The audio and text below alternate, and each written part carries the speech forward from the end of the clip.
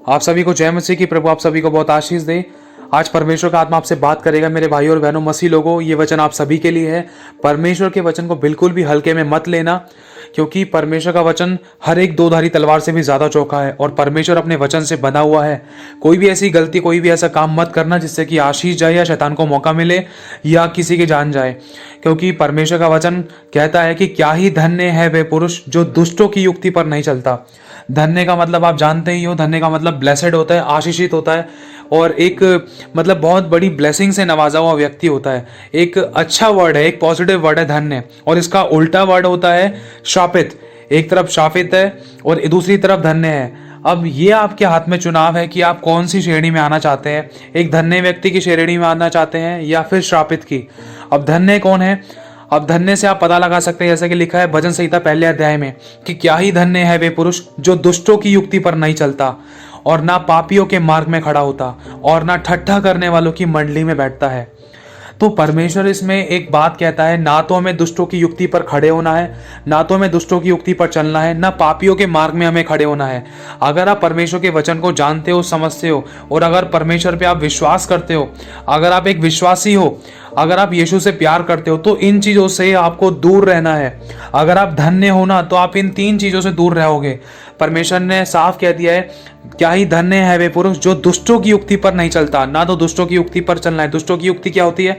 जिसमें अपनी भलाई होती है, अपना ऐश मौज और आराम होता है, अपना मजा होता है, दूसरे का दिल दुखता है, दूसरे की मतलब इज्जत जाती है और दूसरे का दिल दुखाना, दूसरे का फायदा उठाना, और अपना ऐश मौज होता है जिसके अंदर पाप होता है।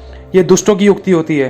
लिखा है दुष्टों की युक्ति पर नहीं चलता और ना पापियों के मार्ग में खड़ा होता। दूसरा, पापियों के मार्ग में आपको खड़ा भी नहीं होना है, जिसमें कि आपको ना तो जोर जबरदस्ती हो और ना ही कोई आप पर मतलब किसी भी प्रकार का कोई भी ऐसी गलती हो जिसके कारण आप पर दंड आए। तो समझने की कोशिश करना, ना तो पापियों के मार्ग में खड़ा होना। अगर आप खड़े हो भी गए तो किसी ना किसी तरीके से शैतान उकसाने की कोशिश करेगा, अरे खेल ले होली, अरे ये कर ले, अरे वो कर ले, अरे तेरा यीशु क्या ये करता है, वो करता है, मना करता है, अरे तो सब कर सकते हैं। तो बिल्कुल भी मत करना, क्योंकि शैतान दबाव देने की बहुत कोशिश करेगा। क्योंकि दो नाव में पैर रखने से कोई फायदा नहीं है। कहते हैं ना, धरती फटती है तो इंसान बीच में ही समाता है। दो नाव में पैर रखने के बाद इंसान ना तो इधर जा सकता ना उधर जा सकता, डूबना तो पक्का है। और परमेश्वर ने साफ कह दिया कि तुम चुन लो कि तुम किसकी सेवा करोगे। अपने जीवित परमेश्वर की सेवा करोगे या जहां तुम पहले से ऑलरेडी ही थे, पहले से ही तुम जिसकी सेवा कर रहे थे, या उन्हीं की सेवा करोगे, या तुम मनुष्य का भय खाकर मेरे पीछे चलने से रुक जाओगे, या अपना हाथ हल पर रखने के बाद क्या पीछे मुड़कर देखोगे। परमेश्वर ने साफ कह दिया, देख जीवन और मृत्यु की बातें मैंने तेरे सामने रख दी है, फिर भी मैं कहता हूं कि तू जीवन ही को चुन। और प्रभु ने वचनों को लेकर यह भी कहा है कि जो प्रभु यीशु मसीह के इजरायली हैं, प्रभु के नाम पर विश्वास करते हैं, यीशु मसीह के विश्वासी हैं, जो बपतिस्मा ले चुके हैं, पवित्र आत्मा का दान पा चुके हैं, या जो प्रभु में विश्वास रखते हैं, अपना ईमान लेकर आते हैं और उसके वचनों को पढ़ते हैं, उसके ऊपर विश्वास करते हैं, उसके अनुसार चलने की कोशिश करते हैं, जिन्होंने अपने आप को संसार से अलग कर लिया है या जिन्होंने नहीं भी करा है, चाहे वो विश्वास करते हैं, तो भी परमेश्वर का वचन कहता है कि मैंने तुझे चुन लिया है संसार में से। अगर तू संसार के कामों में हाथ मिलाएगा तो उसका मतलब दो नाव में पैर रख दिया है। तो परमेश्वर साफ ही कहता है, देख एक व्यक्ति दो मनुष्यों की सेवा, दो स्वामियों की सेवा, दो व्यक्तियों की सेवा, दो ईश्वरों की सेवा नहीं कर सकता। क्यों? क्योंकि वो एक से प्रेम रखेगा, दूसरे से बैर रखेगा। तो यही चीज है, परमेश्वर साफ कहता है, चुनाव परमेश्वर ने हमारे हाथों में दिया है, क्योंकि ये अंत के दिन चल रहे हैं। इसमें अपने आप को आपको संभाल कर रखना है, परमेश्वर की आत्मा की अगुवाई मांगनी है, क्योंकि शैतान किसी के भी द्वारा काम कर सकता है, चाहे चर्च से हो कोई भी व्यक्ति, चाहे बाहर का हो, चाहे अपने परिवार का हो, चाहे कोई भी हो। देखो वचन कहता है कि यीशु मसीह के टाइम पर पतरस के द्वारा शैतान ने काम किया था। वो तो एक प्रेरित था, वो तो एक अपोस्टल था, फिर भी पतरस ने कह दिया था यीशु मसीह को कि प्रभु मतलब क्रूस को लेकर, मतलब यीशु मसीह ने अपने बारे में बताया था कि मेरा क्रूस पे चढ़ाए जाना है, मैं तो मरने पर हूं, मतलब कुछ ऐसी बातें बोली थी। और यीशु मसीह ने साफ बोल दिया था, हे शैतान तू चुप हो जा, जो कटोरा मेरे पिता ने मुझे दिया है क्या मैं उसको ना पीऊं? मैं किस लिए भेजा गया हूं यहाँ पर? शैतान तू चुप हो जा, पतरस से कह दिया था। तो शैतान किसी के भी द्वारा काम कर सकता है, शैतान भरमाना चाहता है। और ऐसे टाइम पर आपको प्रार्थना में रहना है, हो सके तो फास्टिंग में रहना, और ना तो ज़्यादा गलत संगति में जाना, ना तो किसी से मिलने जुलने की कोशिश करना, क्योंकि स्पिरिट ट्रांसफर होता है, इस बात का ध्यान रखना। गंदी बदरूहें, गंदी दुष्ट आत्माएं ट्रांसफर होती हैं ऐसे टाइम पर। फिर मत बोलना कि ये समस्या आ गई, ये बीमारी आ गई, ये दुख आ गया, ये कर्जा आ गई, ये तकलीफ आ गई, ये घटी आ गई, ये परेशानी आ गई। क्योंकि इन बातों का अनुभव परमेश्वर ने हमें दिलाया है। एक एक्सपीरियंस के द्वारा तो आप समझ सकते हो, क्योंकि अगर सामने वाला व्यक्ति आपको एक्सपीरियंस दे रहा है तो आपको वो अनुभव लेने की ज़रूरत तो नहीं है। आप अनुभव को देखकर, सुनकर ही, समझकर सीख सकते हो कि हाँ भाई, ये सामने वाले व्यक्ति अपना अनुभव से बता रहे हैं, तो भाई मैं ठोकर क्यों खाकर सीखूं। इससे बढ़िया पहले ही मैं सीख जाऊं जब सामने वाला मुझे अपना अनुभव बता रहा है। तो इसीलिए आपको कहना चाहता हूँ मेरे भाई और बहनों, इन कामों में हाथ मत मिलाना, ना ही इन चीज़ों के अपने स्टेटस लगाना, क्योंकि 4 लोग वॉच करते हैं। क्यों? क्योंकि आप लोग एक विश्वासी हो कि कोई आपके स्टेटसों को देखकर, आपकी कोई गलत फोटोज, वीडियोस, स्टेटसों को देखकर, आपके टाइमलाइन पर किसी भी ऐसी बात को देखकर कोई ठोकर ना खाने पाए, कोई ये ना सोचने पाए कि भाई ये तो मसीह है, ये भी तो होली बना रहा है, ये भी तो अपने स्टेटस पे लगा रहा है, देख इसने भी तो होली बनाई है, ये भी तो घूम रहा फिर रहा है, ये भी तो एंजॉयमेंट कर रहा है। मतलब इन चीज़ों से डिस्टेंस बनाकर रखना, क्योंकि लिखा है कि हाय उस पर जिसके कारण ठोकर लगती है। और परमेश्वर उन लोगों को इकट्ठा करेगा अलग जो ठोकरों का कारण बने हैं, उनको अपने बाईं ओर करेगा, और जो परमेश्वर की भेड़ें हैं उनको दाईं ओर करेगा। और जो दाईं ओर वाली हैं, वो जो परमेश्वर की भेड़ें हैं, वो परमेश्वर के स्वर्ग राज्य में प्रवेश करेंगी। तो दूसरा जो उल्टे हाथ पर है, जो ठोकरों का कारण बने हैं, तो उनको अब सोच कर देखो, अब एक बंदा स्वर्ग जाएगा तो दूसरा कहाँ जाएगा। इस बात को बस आपको ध्यान रखना है, परमेश्वर का भय मानते हुए परमेश्वर की आज्ञा का पालन करना है। इस टाइम पर किया धरा बहुत होता है, बस अपने आप को बचा कर रखना, कोई आपकी पवित्रता को खराब करने ना पाए, शैतान को मौका ना मिले। और पहली बात यह है कि हो सके तो आप लोग प्रार्थना में रहना और इन चीज़ों से दूर रहने की कोशिश करना, और घर से भी बाहर मत निकलना, क्योंकि सच में ये टाइम ऐसा है, अगर घर के बाहर भी गए तो भी 4 लोग मिलते हैं। किसी ने गले मिल लिया, कोई कैसा है, कोई कैसी स्पिरिट में, कोई कैसी किस स्पिरिट में है, कोई कैसी आत्मा को लेकर आ रहा है अपने साथ में, कोई कैसी दुष्ट आत्मा को लेकर आ रहा है, कोई नहीं जानता है। ये बात सिर्फ मसीह लोग जानते हैं। अगर ऐसे करके अगर आप लोगों ने ज़्यादा मेल जोल दिखाया, ज़्यादा प्रेम दिखाने की कोशिश करी इन चीज़ों को लेकर, हाँ भाई मैं भी होली खेल लेता हूँ, या भाई मैं भी इनके साथ लकड़ी वकड़ी जला लेता हूँ, या मैं भी इनके साथ गुलाल वगैरह उड़ा लेता हूँ, तो ध्यान रखना, 2 पल की खुशी के चक्कर में अपना परमानेंटली आनंद मत खोना। क्योंकि जिसके साथ आप खेल रहे हो वो आपके दुखों में दुखी नहीं होगा। जिसके साथ आप घूम रहे फिर रहे हो, जिसके साथ आप आनंद मना रहे हो, जिसके साथ आप खुशी मना रहे हो, जिसकी बातों में आप आ गए, वो आपके दुखों को खत्म नहीं कर सकता। वो आपके घर में रोटी डालने नहीं आ रहा, वो आपके दुखों पे मलहम लगाने नहीं आ रहा, वो आपकी ज़रूरतों को पूरा करने नहीं आ रहा। ये सब चीज़ें कौन करता है? सिर्फ परमेश्वर करता है। आपकी ज़रूरतों को पूरा करने वाला परमेश्वर है, पाप क्षमा करने वाला परमेश्वर है, चंगा करने वाला परमेश्वर है, श्रापों से आज़ाद करने वाला परमेश्वर, आपके लिए रास्ता निकालने वाला परमेश्वर है, सब कुछ करने वाला परमेश्वर है, नरक से बचाने वाला परमेश्वर है, मृत्यु के फंदे से बचाने वाला परमेश्वर है, आपको ऊंचा करने वाला परमेश्वर, आगे बढ़ाने वाला परमेश्वर, आपकी इज्जत मान सम्मान बढ़ाने वाला परमेश्वर है, आपको चंगा करने वाला परमेश्वर है, जिसने आपको आज के दिन तक आपको कोरोना से भी बचा कर रखा है, हर एक बीमारी से, विपत्तियों से, शैतान की चालों से, महामारियों, महारोगों से आज तक बचा के रखा है। किसी मनुष्य ने नहीं बचाया। ध्यान रखना, किसी मनुष्य का डर मत खाना, क्योंकि लिखा है कि सिर्फ उससे डरो जो शरीर और प्राण और आत्मा को नाश कर सकता है। उससे मत डरो जो सिर्फ शरीर को नाश कर सकता है। मतलब किसी मनुष्य से मत डरो जो कहता है कि भाई मैं तेरे को मार दूंगा, तू ऐसा है वैसा है। देखो, मनुष्य आज है, कल नहीं है। परमेश्वर ने इस बात के बारे में साफ ही भविष्यवाणी कर दी है। देख, दूध पिलाने वाली तेरी माँ भी तुझे छोड़ देगी, तेरा बाप भी तुझे छोड़ देगा, तेरे अपने तुझे छोड़ जाएंगे, लेकिन मैं तुझे कभी ना छोड़ूंगा, कभी ना त्यागूंगा। जगत के अंत तक सदा मैं तेरे साथ रहूंगा।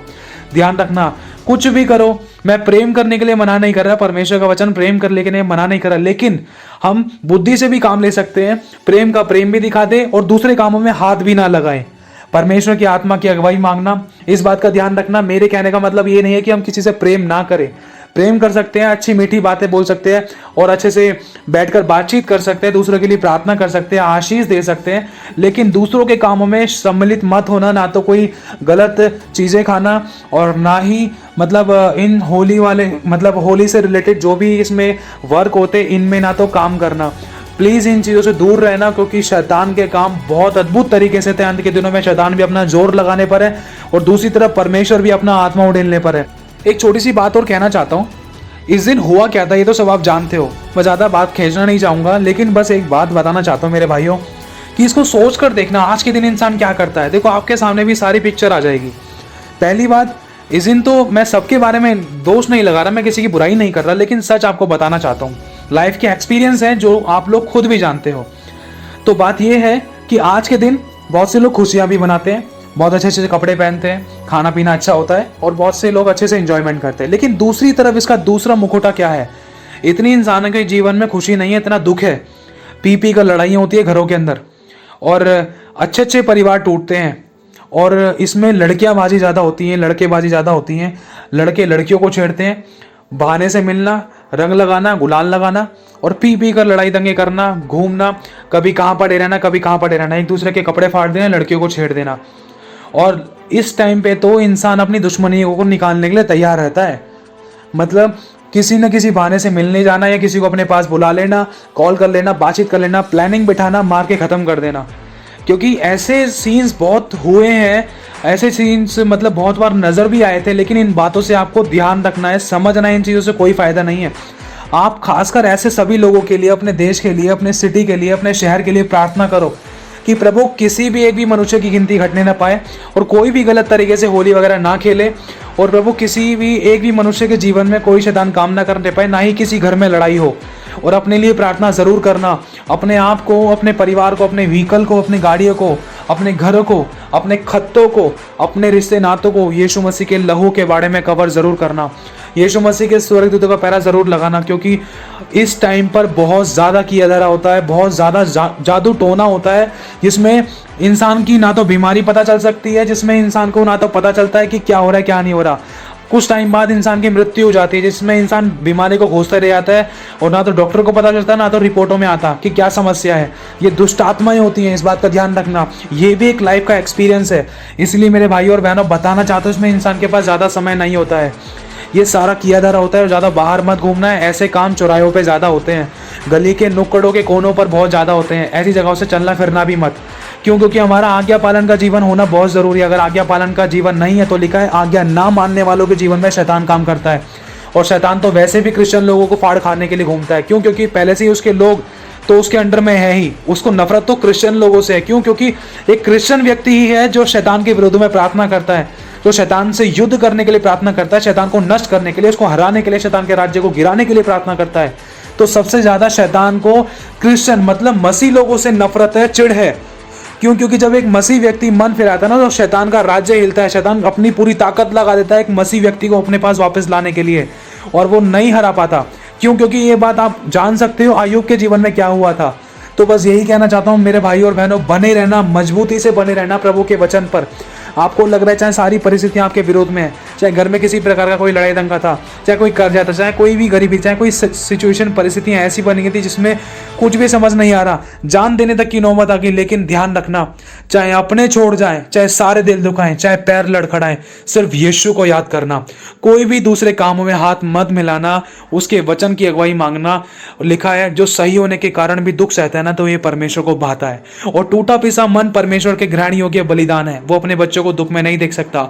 अगर देख रहा है ना, तो आने वाले टाइम में वो जरूर ऊंचा उठाएगा। जिन लोगों ने सताया, सदा के घमंड का कारण उन्हीं के सामने आप लोगों को ठहराएगा। बस बने रहना, दृढ़ता से बने रहना, क्योंकि इस 2 पल की, एक दिन की, इस होली से, इस खुशी से कोई फायदा नहीं है। क्यों? क्योंकि एक पल की खुशी के लिए अगर हमने अपने परमेश्वर की वाचा को तोड़ दिया। बस एक बात कहना चाहता हूं मेरे भाइयों, अगर बचाने वाले ने हाथ हटा लिया ना, तो दुनिया में, धरती पर कोई दूसरा है ही नहीं बचाने के लिए, बाकी सब मारने के लिए हैं। इस बात का ध्यान रखना। क्यों? बहुत ही मुश्किल से हमें यीशु मिला है, यीशु ने हमें अपने पास बुलाया है, और यीशु ही है मुक्तिदाता, यीशु ही हमें संभालता है, यीशु ही है हमारे जीवन का हल, जीवन, मार्ग और सत्य जिस पे हमें चलना है। और शैतान अपनी पूरी ताकत लगाने पर है कि हमें परमेश्वर के वचन से, परमेश्वर के मार्ग से, सत्य से भटका दे। लेकिन आपको बने रहना है। क्यों? क्योंकि हमने दर दर की ठोकरें खाई हैं और यीशु के सिवा हमें कोई सीने से लगाने वाला नहीं मिला। ध्यान रखना, परिस्थितियां कभी कभी ऐसी भी आती है कि मसीह में होने के बाद में इतनी सारी समस्याएं क्यों हैं। समस्याएं होती हैं, लेकिन अगर प्रभु में बने रहोगे, सत्य के वचन पर बने रहोगे, सत्य को पकड़ कर रखोगे, अगर मजबूती से सिर्फ वचन ही का चुनाव करोगे, चाहे कुछ भी हो जाए। यीशु ने साफ कह दिया है कि देखो, जो अपने खत्तों, अपने माता पिता, अपने भाई बहन को मुझसे भी ज़्यादा बढ़कर जाने, तो वो मेरे योग्य चेला नहीं है। अगर जो मेरे पीछे होना चाहता है तो अपने आप का इनकार करे। अपने आप का मतलब अपनी अभिलाषाओं का इनकार करे। अगर चाहे आपका कुछ भी मन कर रहा है, घूमने फिरने, खाने पीने का, दोस्तों के साथ अरेंजमेंट करने का, थोड़ा डिस्टेंस करो, थोड़ा सा अपने बॉडी पर, अपने शरीर, प्राणों, आत्मा पर कंट्रोल करो कि कहीं पाप ना हो जाए, क्योंकि शैतान बड़े लुभावने तरीके से काम करता है। ध्यान रखना, शैतान यीशु मसीह के पास वचन को लेकर आया था। देख, यीशु लिखा है, यदि तू परमेश्वर का पुत्र है यदि तू अपने आप को यहाँ से गिरा दे, यदि तू उस पत्थर को रोटी बनने की आज्ञा दे, ये तो लिखा है। मतलब बहुत सारी बातें शैतान ने वचन के द्वारा भरमाने की कोशिश करी, लेकिन यीशु वचन और आत्मा से भरा हुआ था। यीशु ने भी कहा है, ये भी लिखा है कि परमेश्वर के वचन से ही मनुष्य जीवित रहेगा, रोटी से नहीं। ये भी लिखा है कि परमेश्वर की परीक्षा ना ले। ये भी लिखा है कि ये सब कुछ राजपाट तो मेरा है। ये भी लिखा है तो अपने प्रभु परमेश्वर को दंडवत कर। यीशु मसीह ने वचन से उत्तर दिया। क्यों? क्योंकि वो वचन से भरा हुआ था। अगर आपको वचन का इतना ज्ञान नहीं है, या आप इतने आत्मा में नहीं हो, या आप प्रार्थना नहीं कर पा रहे और कुछ नहीं कर पा रहे, तो सिर्फ आपके पास एक ही तरीका है युद्ध को जीतने का। अपने होठों पर कब्जा करो, क्योंकि लिखा है जीभ के वश में मृत्यु और जीवन दोनों होते हैं। जो इसे काम में लाना जानता है वो इसका फल भोगेगा। अपने शब्दों से आप शैतान पर जय पा सकते हो। जो आपको गलत दिखाई दे रहा है ना, उस बात का अपने मुंह से अंगीकार मत करो, क्योंकि शैतान आपको गलत दिखाएगा। अगर गलत दिखाएगा तो गलत मुंह से निकलेगा, और अगर गलत मुंह से निकलेगा तो परमेश्वर का वचन कहता है, देख जैसा तू बोलेगा वैसा तो मैं कर दूंगा। तो बस आपको गलत देखकर गलत नहीं बोलना है। समस्या को देखकर समस्या के गीत नहीं गाने हैं। समस्या को देखकर समाधान मुंह से बोलना है। अगर कोई बीमार था तो आपको बोलना है, नहीं बीमार नहीं है, ठीक हो चुका है, चंगा है। अगर कोई गरीबी थी, कोई घटी थी, कोई परेशानी थी, कोई समस्या थी, कोई दुख था, या कोई परिवार टूटा हुआ था, तो गलत शब्द नहीं बोलने हैं। पॉजिटिव कन्फेशन करना शुरू करो, अच्छे शब्द बोलना शुरू करो। और आखिरी बात, एक चीज ध्यान रखना, कुछ भी समझ में नहीं आ रहा तो सिर्फ आराधना, आराधना और आराधना। क्योंकि लिखा है कि जब परमेश्वर के लोगों ने परमेश्वर की दुहाई दी, उसकी आराधना की और उसका धन्यवाद करते रहे हर बात में, तो लिखा है उनके सारे शत्रु मर गए। मतलब सिर्फ धन्यवाद ही के करने के कारण बहुत बड़ी दीवार जो उनके सामने एक बहुत बड़ी समस्या बनकर खड़ी हुई थी, वो सिर्फ धन्यवाद करने के कारण टूट गई। कब? जब वो लगातार धन्यवाद करते रहे। और जो समुद्र मूसा के लोगों को रोके हुए था, जब मूसा ने परमेश्वर की दुहाई दी, मूसा के लोगों ने परमेश्वर को पुकारा, तो परमेश्वर ने उसी समुद्र को, जो उनकी सामने समस्या बने हुए था, उसी समुद्र को एक रास्ता बनाने का अधिकार दे दिया। वही समुद्र जिसने रास्ता रोके हुए था, वही समुद्र ने रास्ता दे दिया। सोचना इस बात को। परमेश्वर का आत्मा आपकी मदद और सहायता करेगा। अपने शब्दों पर नियंत्रण रखना। अगर कुछ भी नहीं आता तो सिर्फ आराधना करना, क्योंकि आराधना में छुटकारा होता है। क्योंकि परमेश्वर धन्यवाद से प्रसन्न होता है और अपनी बात के माने जाने से प्रसन्न होता है। अगर आप उसका धन्यवाद करोगे तो परमेश्वर की उपस्थिति लगेगी। आपको चाहे प्रार्थना करने भी नहीं आता ना, अगर आप प्रार्थना भी करोगे तो भी छुटकारे होंगे। और अगर आपके घर में कोई आता जाता है तो प्रार्थना करना, प्रभु सारा किया धरा भारी बेसर हो जाए। अगर कोई घर में आ भी रहा है तो प्रभु कोई शैतान काम ना करने पाए, कोई हमारे घर परिवार में किसी भी बात को लेकर कोई लड़ाई झगड़ा, कोई पुरानी बातों को लेकर कोई लड़ाई झगड़ा, किसी बात को लेकर कोई लड़ाई दंगा ना होने पाए। सब कुछ तेरे कंट्रोल में रहे प्रभु जी। और प्रार्थना करके हर बात को प्रभु के हाथों में सौंपना। उठते के साथ ही प्रार्थना करना, सोने से पहले हर बात को प्रभु के हाथों में सौंपना, धन्यवाद करना पूरे दिन के लिए।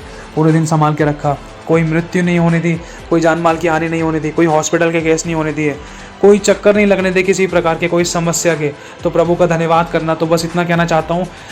इन दिनों में शैतान की शक्तियाँ बहुत एक्टिव थी, लेकिन शैतान हमारे पैरों के नीचे है, था और रहेगा। अगर हम परमेश्वर के अधीन हैं तो हमें वचन के अनुसार चलना है। अगर परमेश्वर की आत्मा की अगुवाई में हम चल रहे तो शैतान हमें छू नहीं सकता, क्योंकि लिखा है कि जो परमेश्वर की आत्मा से पैदा हुआ है शैतानों से छू नहीं सकता। और जो आत्मा के चलाए चलते हैं, शैतान उनके पैरों के नीचे रहता है। आत्मा मतलब परमेश्वर का वचन। आप परमेश्वर के वचन के अनुसार चलो और उसकी उपस्थिति में बैठे रहो, क्योंकि लिखा है भजन संहिता 91 आप पूरा पढ़ सकते हो। वो पूरा जब ही होगा आपके जीवन में जब आप उसकी पहली आयत को पूरा करोगे। क्योंकि लिखा है जो परम प्रधान के छाए हुए स्थान में बैठा रहे वह सर्वशक्तिमान की छाया में ठिकाना पाएगा।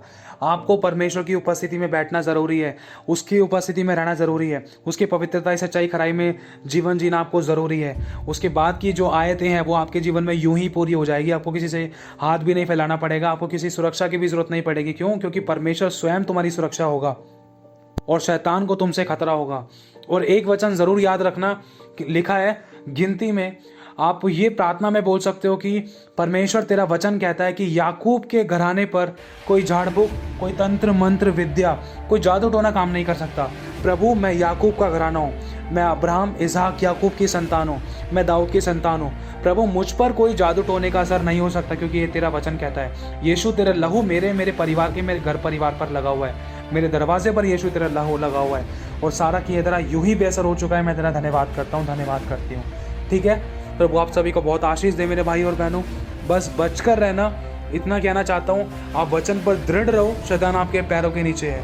उसका नंगा तमाशा तो हमारे परमेश्वर ने मचा दिया है, क्योंकि लिखा है कुलूसियों 2:14 में, 14 और 15 आप पढ़ सकते हो।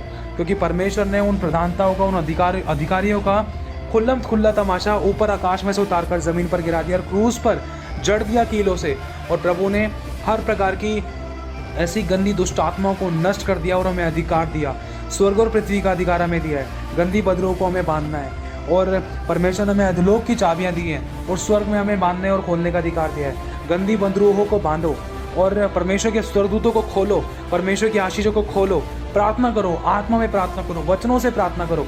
समझ में नहीं आना कुछ भी तो आराधना करो। और कोई भी प्रार्थना करने से पहले यीशु मसीह के लहू के बारे में अपने आप को और अपनी फैमिली को जरूर कवर करना। लहू के बारे में इसीलिए कवर करना है क्योंकि अगर दुष्ट आत्मा निकाली जाती है तो दुष्ट आत्मा लहू से डरती है, ताकि अगर आप अपने और अपने परिवार को लहू के बारे में कवर करके रखोगे तो कोई दुष्ट की शक्ति आपको टच नहीं कर पाएगी, वरन जलकर भस्म हो जाएगी।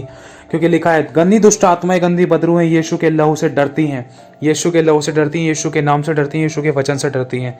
तो प्रभु आपको ज्ञान और प्रकाश का आत्मा दे, परमेश्वर का आत्मा आपकी मदद और सहायता करे। आप सभी को जय मसीह की।